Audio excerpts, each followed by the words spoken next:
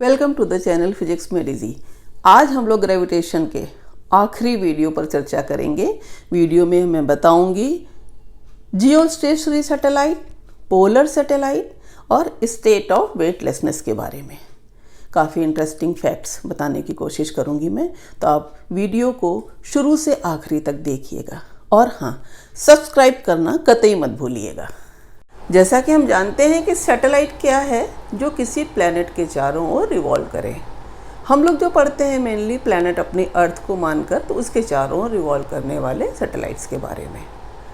अब सैटेलाइट्स को कैसे लॉन्च करते हैं, कैसे सैटेलाइट किस ऑर्बिट में घूमता है, इसको कैसे समझते हैं। तो इसके लिए मान लीजिए कि अगर ये अर्थ है, ठीक है, और उस अर्थ के ऊपर आपने एक इतना ऊंचा टावर लिया है जो एटमॉस्फेयर जहाँ पर बहुत कम हो, क्योंकि अगर अर्थ से हम किसी भी सैटेलाइट को लॉन्च करेंगे तो अर्थ तो बहुत ज़्यादा डेंस एटमॉस्फेयर है, तो वहाँ पर एयर रेजिस्टेंस ज़्यादा होगा। तो मान लिया, चलिए एक टावर से अगर हम किसी भी ऑब्जेक्ट को हॉरिजेंटली फेंकते हैं कुछ वेलोसिटी से, तो वो ऐसे गिरेगी आके, मान लो पॉइंट ए पर गिरेगी।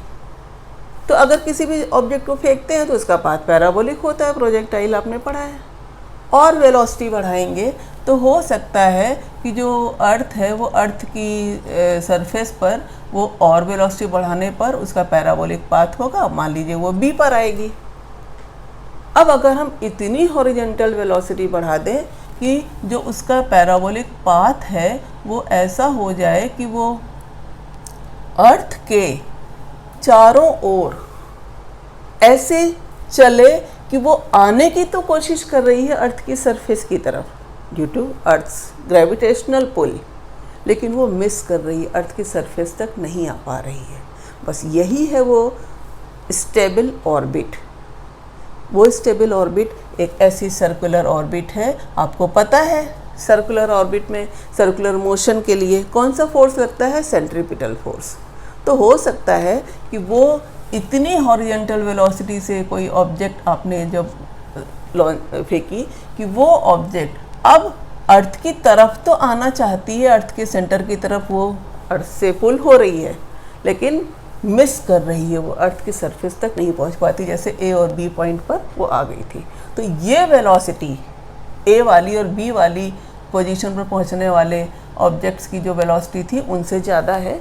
तो ये वेलोसिटी से जब ऑब्जेक्ट फेंकी जाती है तो अर्थ के चारों तरफ घूमने तो लगती है और अर्थ के पुल से अर्थ की सरफेस की तरफ अट्रैक्ट तो होती है, लेकिन वो पुल कहाँ चला जाता है, वो क्यों नहीं आती है सरफेस की तरफ, क्योंकि वही पुल सेंट्रीपिटल फोर्स प्रोवाइड करने के काम आता है। पढ़ा है ना यूनिफॉर्म सर्कुलर मोशन। यूनिफॉर्म का मतलब यही कि at the constant distance from the earth centre, और यही है सैटेलाइट का सर्कुलर पाथ। तो सैटेलाइट का पाथ कैसा है, सर्कुलर स्टेबल ऑर्बिट। और इस स्टेबल ऑर्बिट के लिए, इस यहाँ तक पहुँचने के लिए सैटेलाइट को लॉन्च करते हैं। कैसे लॉन्च करते हैं, उसको दो तरीके की वेलोसिटी दी जाती है।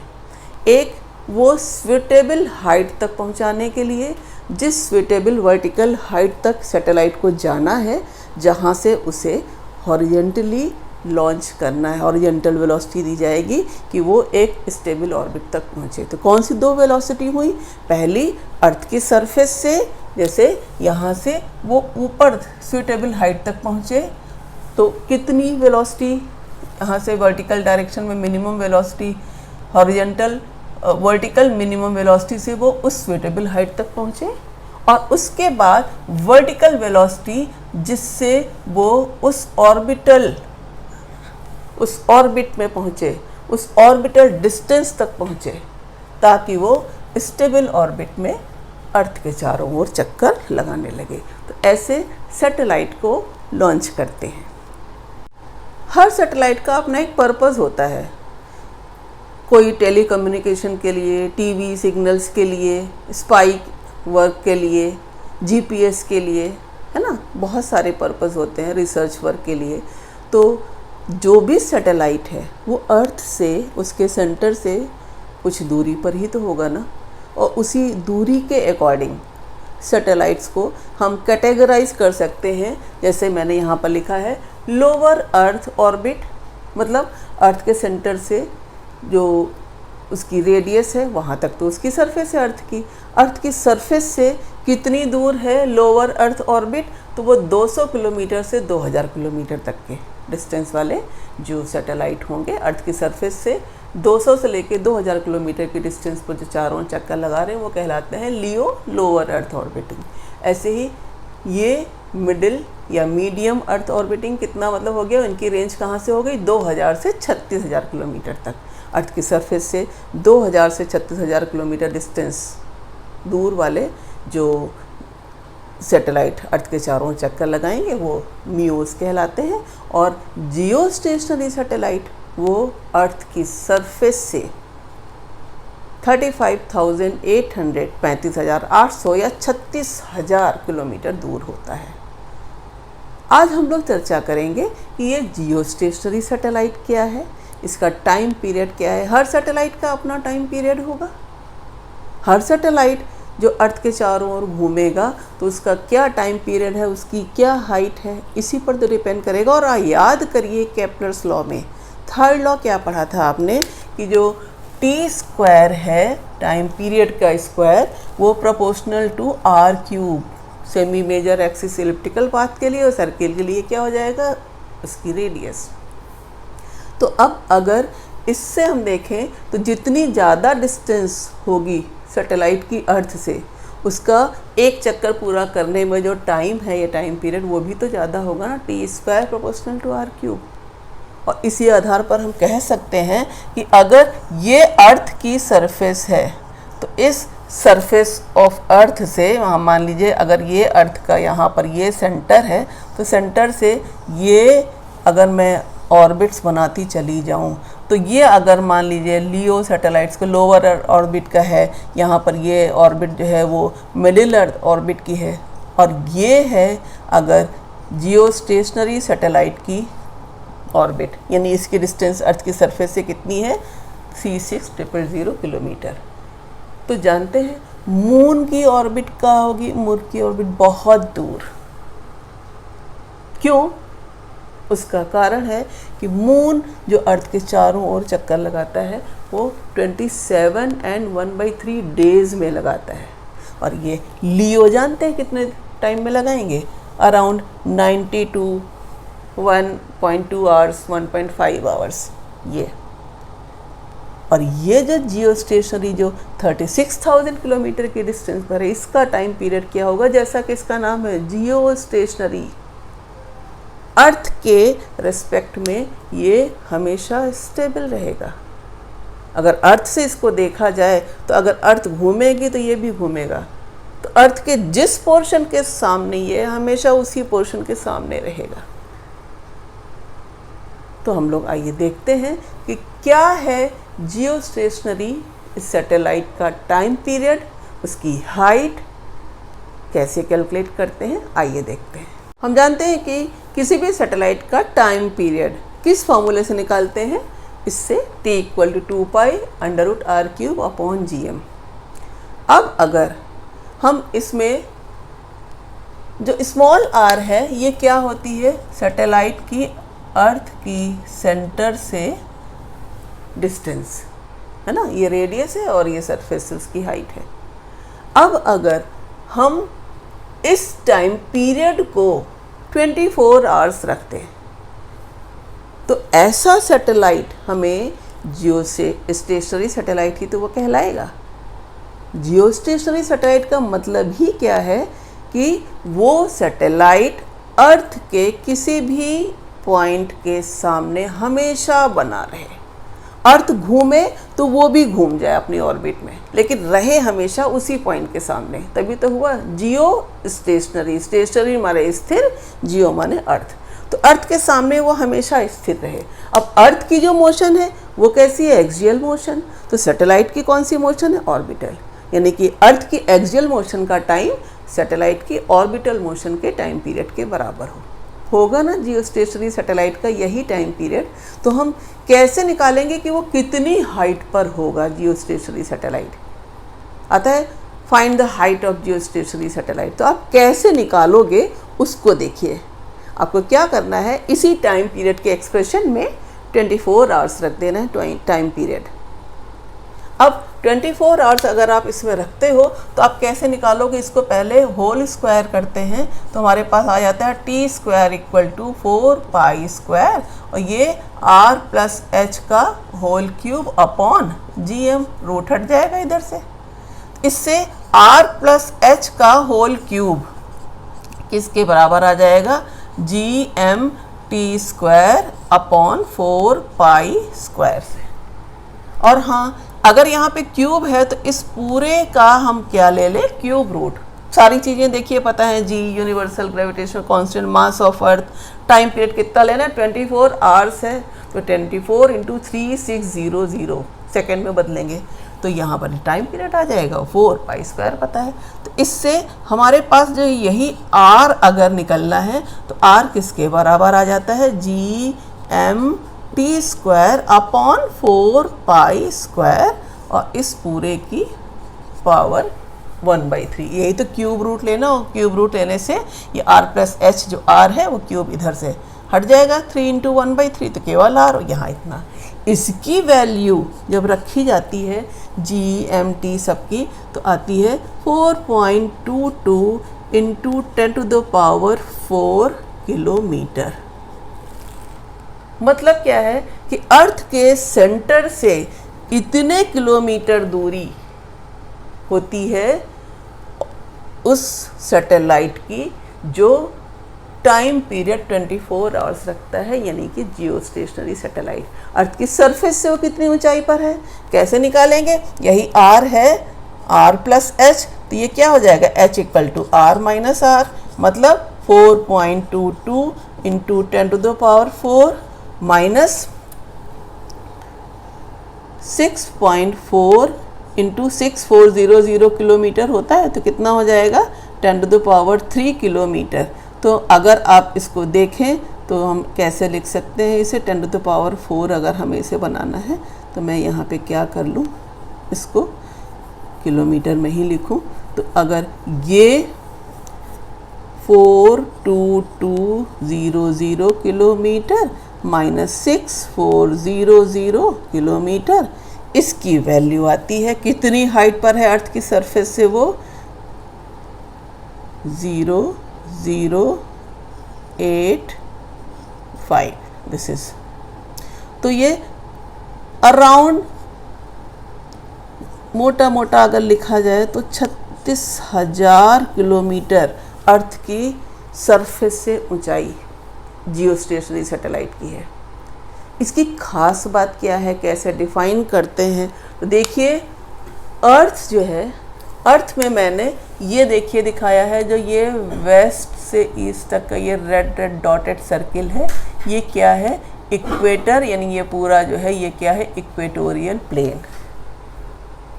अब अर्थ के सेंटर से जो जियोस्टेशनरी सैटेलाइट है, इसकी जो पूरी डिस्टेंस है वो यही डिस्टेंस है 4.22 इंटू 10⁴ किलोमीटर, यहाँ से लेके यहाँ तक की डिस्टेंस। अब अगर ये सैटेलाइट ऐसे लॉन्च किया जाता है कि ये भी अर्थ अपने एक्सिस पे कैसे घूमती है, वेस्ट टू ईस्ट, तो ये भी वेस्ट टू ईस्ट चले, कहाँ हो ये, इसी इक्वेटोरियल प्लेन में हो, कॉन्सेंट्रिक हो, है ना। देखिए इस सैटेलाइट की ये जो डिस्टेंस है अर्थ के सेंटर से, और ये इसी प्लेन में है, ये रेड इक्वेटर है, ये इक्वेटोरियल प्लेन दिखाया, तो इसी प्लेन में ही हो, बस सेंटर से कितनी डिस्टेंस पर है, 4.22 इंटू 10⁴ किलोमीटर। और अर्थ के किसी भी पॉइंट के सापेक्ष हमेशा इसकी पोजीशन फिक्स्ड रहती है एज पर इट्स नेम। तो इसकी हम कैसे डेफिनेशन बताएंगे, क्या लिखेंगे, how will you define geostationary satellite, a satellite which revolves around the earth in its equatorial plane with the same angular speed and in the same direction as the earth rotates about its own axis। बस ये बात आपको बतानी ज़रूरी होती है कि जो अर्थ की एंगुलर स्पीड है उसमें लगा हुआ टाइम ही तो है 24 आवर्स। तो अर्थ की एंगुलर स्पीड और सैटेलाइट की जो यहाँ से ऑर्बिट में घूमने में जो उसकी अर्थ की एंगुलर स्पीड से जो सैटेलाइट है उसकी अर्थ की एंगुलर स्पीड और अर्थ की जो घूमने की डायरेक्शन है वो क्या होनी चाहिए, same with the same angular speed and in the same direction as the earth rotates about its own axis is called a geostationary और सिंक्रोनस सैटेलाइट। सिंक्रोनस का मतलब एंगुलर स्पीड सेम है।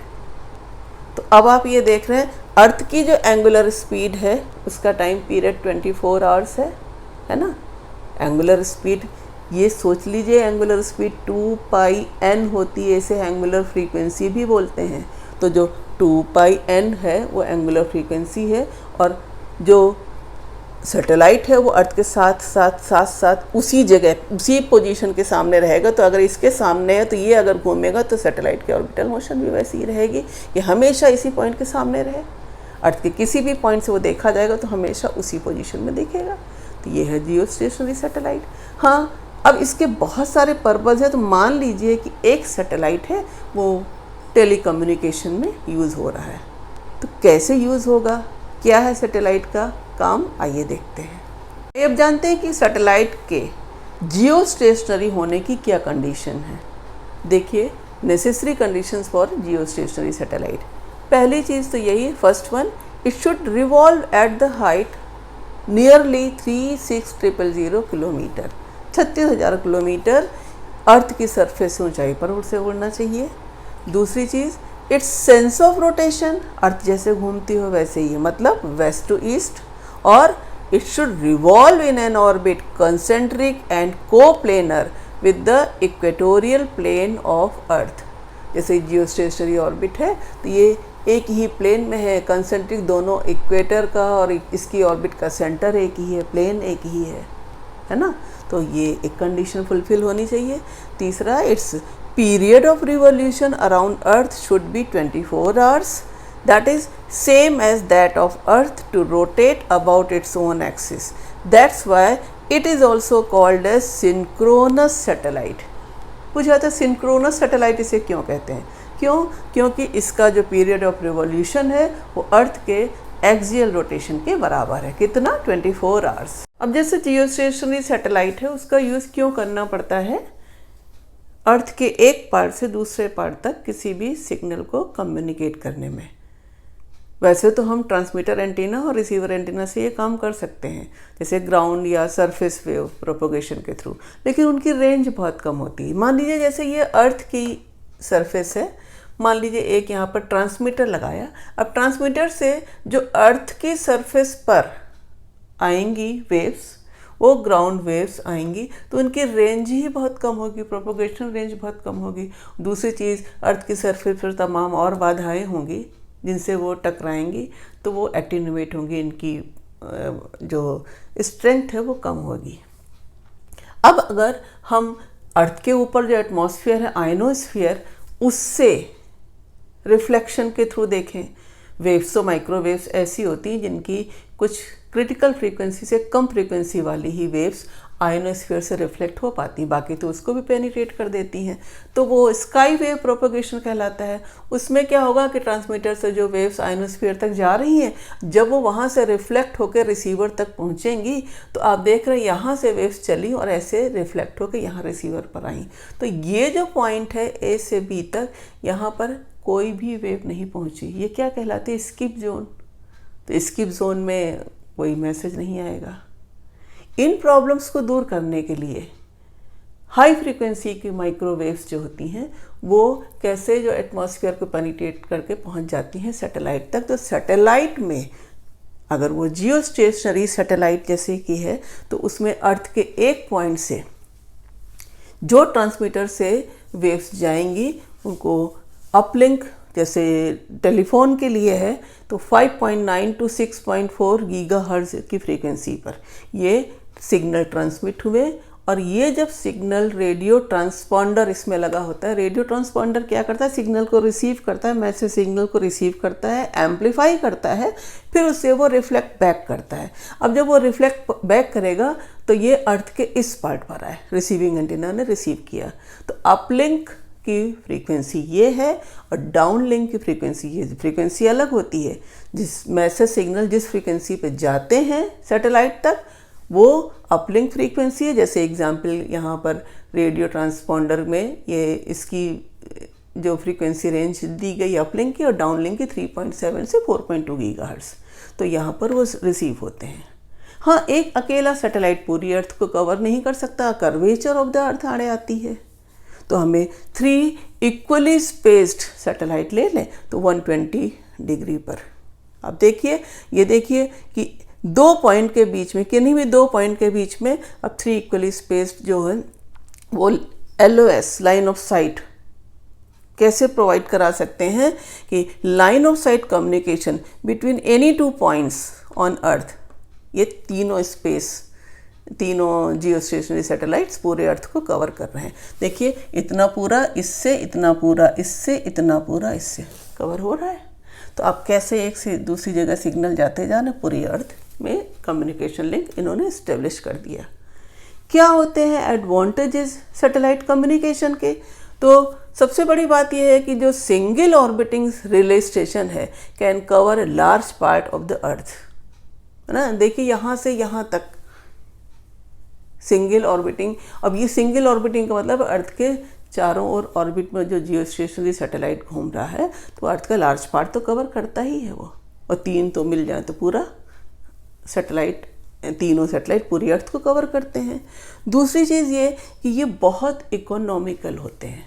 सैटेलाइट कम्युनिकेशन से जो call cost है वो आप देख सकते हैं, चाहे कुछ किलोमीटर की दूरी की कॉल हो, चाहे वो इंटरनेशनल कॉल हो, तो ये बहुत बड़ा इकोनॉमिकल बेनिफिट प्रोवाइड कराया, एडवांटेज है सैटेलाइट्स का।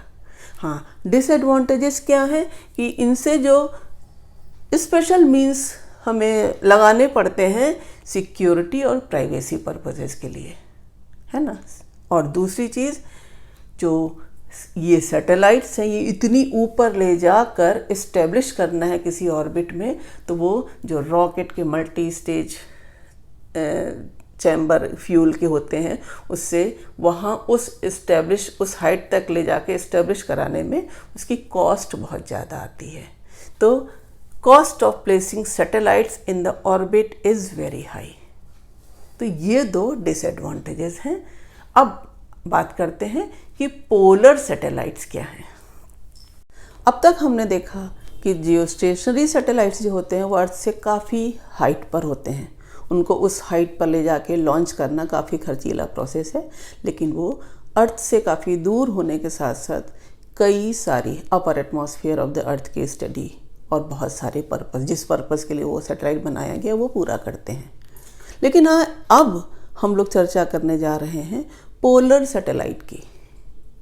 जियो स्टेशनरी सैटेलाइट तो इक्वेटोरियल प्लेन में घूमता था, और जैसे कि इसका नाम है पोलर सैटेलाइट, तो वो नॉर्थ और साउथ पोल के अबाउट वर्टिकल प्लेन में घूमेगा, यानी कि इक्वेटर प्लेन के परपेंडिकुलर प्लेन में नॉर्थ और साउथ पोल के ऊपर से होता हुआ घूमता है। वो कहलाती है पोलर ऑर्बिट। जैसा कि यहाँ देख रहे हैं आप, ये अर्थ है और अर्थ के इस सेंटर से आप देख रहे हैं ये तो इक्वेटोरियल प्लेन है, तो जियो स्टेशनरी ऑर्बिट में जियो स्टेशनरी सैटेलाइट तो ऐसे घूमता है और पोलर सैटेलाइट के ऐसे घूम रहा है।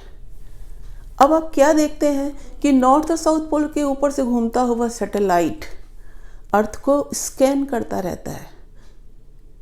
ये लोअर अर्थ सैटेलाइट ऑर्बिट में घूमते हैं, इनकी हाइट अर्थ की सरफेस से बहुत ज़्यादा नहीं होती। तो आपको पढ़ा है आपने कि अगर इनकी हाइट 200 से 2000 किलोमीटर तक ही है सिर्फ, तो इनका जो टाइम पीरियड है वो भी कम होता है, अराउंड 100 मिनट्स होता है, मैक्सिमम 1.5 से 2 घंटे तक होता है। और ये घूम रहे हैं वर्टिकल प्लेन में। अर्थ कैसे घूम रही है? अपनी एक्सिस के चारों ओर एक्सियल मोशन की। अगर सिर्फ एक्सियल मोशन को देखा जाए तो एक्सियल मोशन में अर्थ तो यूं घूम रही है और अर्थ के नॉर्थ से साउथ पोल से के ऊपर ये घूम रहे हैं पोलर सैटेलाइट अर्थ की सरफेस से ज़्यादा पास। तो क्या होता है, जब भी सैटेलाइट अर्थ के किसी हिस्से के सामने से गुजरता है और जब वो दोबारा उसी जगह पर आता है, कितने टाइम के बाद, 100 मिनट, इनका टाइम पीरियड कम है, तो अब अर्थ घूम चुकी होती है तो दूसरे हिस्से पर से वो गुजरता है तो वहाँ की फोटोग्राफ ले लेता है। फिर वो दोबारा आएगा तो फिर अब दूसरा हिस्सा अर्थ का पास होगा तो वहाँ की फ़ोटोग्राफ ले लेगा। यानी कि वो जहाँ जहाँ जाता है वर्टिकल प्लेन में तो वहाँ लगे कैमरे से गुड रिजोल्यूशन पिक्चर्स देता है, क्योंकि वो अर्थ के सरफेस से ज़्यादा पास है as compare to geostationary satellite. तो वो डिफरेंट पार्ट्स के ऊपर से घूमता रहता है, इसका टाइम पीरियड कम है तो पूरी अर्थ को स्कैन कर ले जाता है। तो रिमोट सेंसिंग में इसका बहुत अच्छा यूज़ है, वेदर फॉरकास्ट में है और गुड रिजोल्यूशन पिक्चर्स देने से इसकी यूटिलिटी बहुत ज़्यादा है। और ये वर्टिकल प्लेन में घूमता हुआ, पोलर ऑर्बिट में घूमता हुआ अर्थ के नॉर्थ और साउथ पोल से गुजरता रहता है, तो इस सैटेलाइट को पोलर सैटेलाइट कहते हैं। क्या है एग्जाम्पल्स पोलर सैटेलाइट्स के? तो पहला है यूरोपियन SPOT और दूसरा Indian earth resources satellites IERS। Uses क्या है?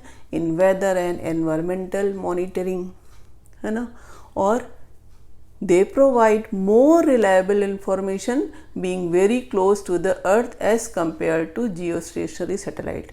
जियोस्टेशनरी की हाइट तो 36,000 किलोमीटर होती है, इनकी क्या है 500 से 800 किलोमीटर। तो ये ज़्यादा रिलायबल इंफॉर्मेशन देंगे ना, ज़्यादा क्लोज है अर्थ की सरफेस से, तो इसलिए ये मोर रिलायबल इंफॉर्मेशन। फिर इनका स्पाइंग वर्क में भी यूज़ होता है ना, और ये टोपोग्राफी की स्टडी करनी है मून की, वेनस की और मार्स की, तो इन पोलर सैटेलाइट्स का यूज़ होता है। आइए अब बात करते हैं वेटलेसनेस की। वेट आप सबको पता है क्या होता है। वेट जितना ग्रेविटेशनल पुल लगा के किसी भी ऑब्जेक्ट को अर्थ अपने सेंटर की तरफ खींचती है, जैसे ग्रेविटेशनल वेट, ग्रेविटेशनल मास अगर m है तो वेट क्या होगा ऑब्जेक्ट का, m/g। तो mg की डायरेक्शन किधर होगी, अर्थ के सेंटर की तरफ। अब किसी भी ऑब्जेक्ट का मास तो ज़ीरो होता नहीं, तो क्या ऐसा हो सकता है कि वेटलेसनेस वो ऑब्जेक्ट सेंस करे, उसे लगे कि उसका वेट नहीं है, अपरेंट वेट ज़ीरो है। तो उसको समझने के लिए आप जानते हैं कि अगर कोई भी ऑब्जेक्ट किसी सरफेस पर है, आप अगर यहाँ पर ऐसे खड़े हैं तो आपका जो वेट है वो तो नीचे की तरफ W = mg लगेगा, अर्थ नीचे लगाती है ग्रेविटेशनल पुल, और जिस सरफेस पर आप खड़े हैं उस सरफेस की जो रिएक्शन है वर्टिकल नॉर्मल अपवर्ड फोर्स, वो इस स्टेट ऑफ रेस्ट में किसके बराबर होती है, बस इसके मैग्नीट्यूड में बराबर और ऊपर की तरफ रिवर्स। तो third law, Newton third law के अकॉर्डिंग यही जो रिएक्शनरी फोर्स नॉर्मल फोर्स है जो ट्रू वेट के बराबर है, इसी को हम लोग कहते हैं रिएक्शन फोर्स या एपरेंट वेट, और ये थर्ड लॉ के according equal and opposite to the weight applied by the body on the surface है। तो वेटलेसनेस कब होगी, यानी कि जो एपरेंट वेट है उसका एहसास जब ना हो। वेटलेसनेस किसे कहते हैं? Weightlessness is the sensation achieved by the body when there is no reactionary contact force acting on it. उसके ऊपर कोई भी किसी भी तरीके का पुशिंग पुल, कोई भी कॉन्टैक्ट फोर्स नहीं लगता। कहने का मतलब है कि अगर ग्रेविटेशनल फोर्स जो कि हमेशा लगेगा ही आपकी बॉडी पर सेंटर की तरफ, उसका एहसास तब होता है वेट के फॉर्म में जब हम किसी सरफेस पर खड़े हैं तो उससे हमारी रिएक्शन ऊपर की तरफ लगे। और अगर सरफेस की रिएक्शन गायब हो जाए, यहाँ से इस आदमी के पैरों तले ज़मीन हटा ली जाए, मतलब क्या हुआ, उसका फ्री फॉल हो। आप लिफ्ट केसेस में, एलिवेटर केसेस में देखते हैं कि अगर आदमी है, जो भी व्यक्ति है जो उसके अंदर खड़ा है, उसका मास वही कांस्टेंट रहेगा, लेकिन उसका वेट बदलता रहता है। जब लिफ्ट ऊपर जा रही है कांस्टेंट वेलोसिटी से, net force 0, velocity constant, acceleration 0, तो नेट एक्सटर्नल फोर्स 0, तो इसका बॉडी वेट, एपरेंट वेट और वेट दोनों सेम है। अब अगर वो कांस्टेंट एक्सीलरेशन से ऊपर जा रही है, तो वही तो आपने जैसे लिफ्ट केसेस में देखा कि लिफ्ट में अगर वो कांस्टेंट एक्सीलरेशन से ऊपर जा रही है तो ऊपर की तरफ जो लगने वाला नॉर्मल रिएक्शन और नीचे की तरफ वेट है, उसमें अब नॉर्मल रिएक्शन ज़्यादा हो जाएगी। क्यों? क्योंकि जो normal reaction minus weight equal to ही तो एम ए होगा। जिस एक्सीलरेशन से वो ऊपर जा रही है, यही तो एक्सटर्नल फोर्स होगा। तो नॉर्मल रिएक्शन या एपरेंट वेट किसके बराबर हो जाएगा? W plus M A. W क्या है? mg, यानी कि m into G plus A. Weight तो उसका mg ही है, लेकिन अब apparent weight, normal reaction apparent weight है, कितनी हो गई? mg plus A. ऐसे ही अगर ये लिफ्ट ना ऊपर जाके अब की बार वो नीचे आ रही है कांस्टेंट एक्सीलरेशन से, अब क्या हो जाएगा? W minus N equal to M A, नीचे की तरफ आ रही है, तो एन किसके बराबर हो जाएगा? W minus M A, that is m into G minus A. तो अब n क्या हो गया? कम हो गया। वही व्यक्ति है, उसका एपरेंट वेट कभी ज़्यादा कभी कम, तो ये डिपेंड करता है ना आप किस स्टेट में, किस सिचुएशन में है वो ऑब्जेक्ट, एपरेंट वेट। और वो सिचुएशन वेटलेसनेस की कम हो गई। देखिए इसमें उतना ही है, इसमें उससे ज़्यादा है, इसमें उस नॉर्मल वेट जो उसका एपरेंट वेट है वो कम है ट्रू वेट से। ट्रू वेट से कम, ट्रू वेट से ज़्यादा, ट्रू वेट और एपरेंट वेट बराबर। अब अगर फ्री फॉल हो जाए, फ्री फॉल का मतलब क्या होता है? ये नीचे की तरफ गिरने वाला एक्सेलरेशन भी g हो जाए, तो नीचे की तरफ गिरने वाला एक्सेलरेशन भी g हो गया। अब n क्या हो गया? 0। यही है वेटलेसनेस की पोजीशन। कुछ एग्जाम्पल्स वेटलेसनेस के कैसे हैं? स्पेस क्राफ्ट में जो एस्ट्रोनॉट्स होते हैं, लोग सोचते हैं बहुत ऊंचाई पर है तो वहाँ पर ग्रेविटी नहीं लग रही होगी। फोर्स ऑफ ग्रेविटी है, भले ही कम है लेकिन वो है। बस स्पेस क्राफ्ट में उसके साथ साथ जो एस्ट्रोनॉट्स हैं, along with the spacecraft they are falling towards the center of earth, वो फ्री फॉल की स्टेट में है। आप जिस कुर्सी पर बैठे हैं उस कुर्सी का रिएक्शन आपको उस आपने वेट को महसूस करवाता है। अगर आप कुर्सी समेत फ्री फॉल की स्टेट में हैं तो आपको रिएक्शन महसूस नहीं होता। फ्री फॉल करते समय आपको अपना एपरेंट वेट 0 लगता है, मालूम ही नहीं चलता। यही तो है स्टेट ऑफ वेटलेसनेस। क्यों नहीं मालूम चलता? उसका कारण क्या है? क्योंकि कोई भी जिस फोर्स से आप इस कुर्सी को दबा रहे थे, तो कुर्सी भी तो उसी फोर्स से नीचे चली जा रही है। जिस फोर्स से आप दबा रहे, आप पर कुर्सी पर लगने वाला फोर्स नीचे की तरफ है, कोई रिएक्शन है ही नहीं, इसलिए वेट, एपरेंट वेट 0। तो विदाउट द कॉन्टैक्ट फोर्स, देखिए ये पॉइंट मैंने लिखे हैं यहाँ पर, without the contact force there is no means of feeling the non contact force. Non contact force क्या है? Gravitational force. जब एप्पल गिरता है तो ग्रेविटेशनल फोर्स उसे अर्थ अभी अपनी तरफ खींच रही है, लेकिन उसे वेट का एहसास नहीं होता, फ्री फॉल में है। कोई भी ऑब्जेक्ट फ्री फॉल में होगी तो ग्रेविटेशनल फोर्स का अपने की वजह से जो वेट होता है उस वेट का एहसास नहीं होता। तो कॉन्टैक्ट फोर्स का होना ज़रूरी है, जैसे रिएक्शनरी फोर्स मिले और आपको एपरेंट वेट पता चले। फ्री फॉल की स्टेट में ग्रेविटेशनल फोर्स लगता है बॉडी पर, लेकिन ये तब भी वेटलेस कहलाती है। क्यों? Because it exerts no force on its support. Chair का एग्जाम्पल जो मैंने आपको बताया, यहाँ पर फ्री फॉल में लिफ्ट का, एलिवेटर का एग्जाम्पल जो बताया। स्टेट ऑफ वेटलेसनेस में एक खास बात क्या ध्यान देने की है कि बॉडीज़ जो हैं उनका मास तो है, मासेस की वजह से इनर्शिया है। तो ये इंपॉर्टेंट पॉइंट है कि in the state of weightlessness bodies have inertia on account of their masses although the apparent weight is 0। Free fall की स्टेट में एपरेंट वेट 0 है। So bodies floating in a spacecraft may crash during the collision between them. तो inertia का effect तो रहता है। तो weightlessness क्या है? जब एपरेंट वेट, एक ऐसी वेटलेसनेस एक ऐसी सिचुएशन है जब एपरेंट वेट 0 महसूस हो, या जिस तल पर, जिस सरफेस पर ऑब्जेक्ट है उसका रिएक्शन ज़ीरो हो जाए, तो वेटलेसनेस की सिचुएशन ये कहलाती है। आज हमने जियोस्टेशनरी सैटेलाइट, पोलर सैटेलाइट और स्टेट ऑफ वेटलेसनेस के बारे में चर्चा करी। आपको वीडियो ज़रूर पसंद आया होगा। लाइक और शेयर ज़रूर करिए अपने दोस्तों के साथ। Thank you.